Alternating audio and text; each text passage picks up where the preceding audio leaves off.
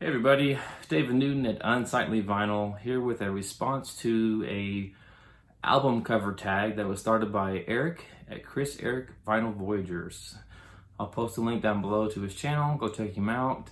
Eric's one of those people in the VC that I've kind of gotten close to, so very much looking forward to doing this and showing support for Eric.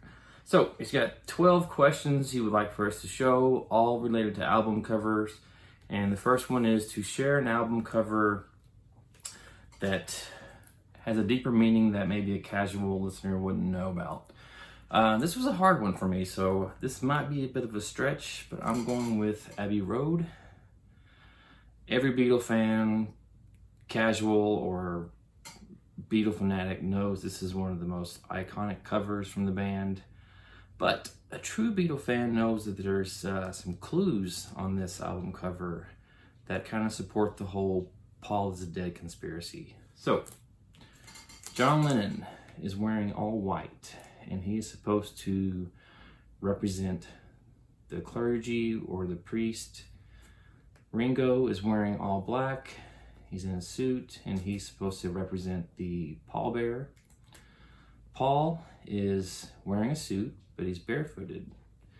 And if he were dead, he would be barefoot and in a casket. And then George here on the end is wearing a denim shirt and denim pants, and he's supposed to represent the gravedigger. Also, another clue on this one. If you look closely at the license plate, it says LMW 28 IF. LMW supposedly can be interpreted as Linda McCartney Weeps, and then 28 IF, 28 if, is supposed to represent Paul McCartney's age if he were still alive and with the Beatles.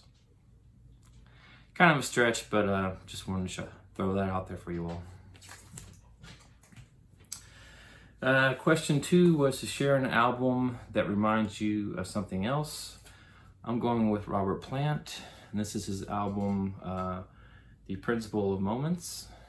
And this one just kind of reminds me of John Lennon's Rock and Roll. You got Plant standing against a brick wall, a blurred image crossing in front of him. And that one just kind of just reminds me of John Lennon Rock and Roll. You got John leaning against a brick wall, and then you got blurred images of the Beatles walking in front of him. Question 3 was to share an album cover that is disturbing to you. I'm going to go with Childish Gambino. This is his album, Awaken My Love. And can you imagine waking up in the middle of the night and seeing this staring at you in the face? That would be pretty scary. Question 4 is to share an album that's simplistic. I'm going to go with Casey Musgraves, Golden Hour. Just Casey holding a fan with a sky as the background. Pretty simple. Next question was to share your favorite and your least favorite album covers by your favorite band. I'm going to go with the White Stripes. This is my favorite album cover from the White Stripes. This is Get Behind Me, Satan. Just really like the red and black and the bits of white in this. And then my least favorite is the White Stripes from the Complete John Peel sessions. Just very simple. You got the band's name in white, and then you have the red sound waves against the black background. So, White Stripes. Next question was to share an album cover that is just simply the band's name. Cigarettes After Sex.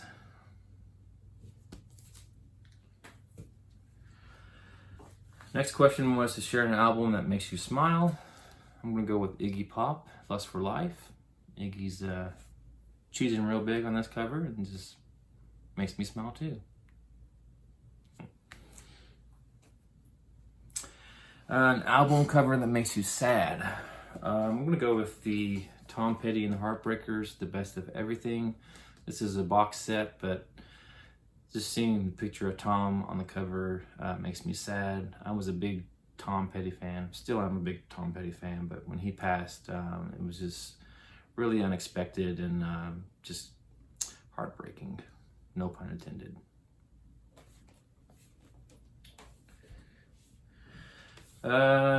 Christmas in July. I'm gonna go with the Brian Setzer Orchestra. This is the Boogie Woogie Christmas. Big fan of Brian Setzer and his rockabilly sound. This came on white vinyl.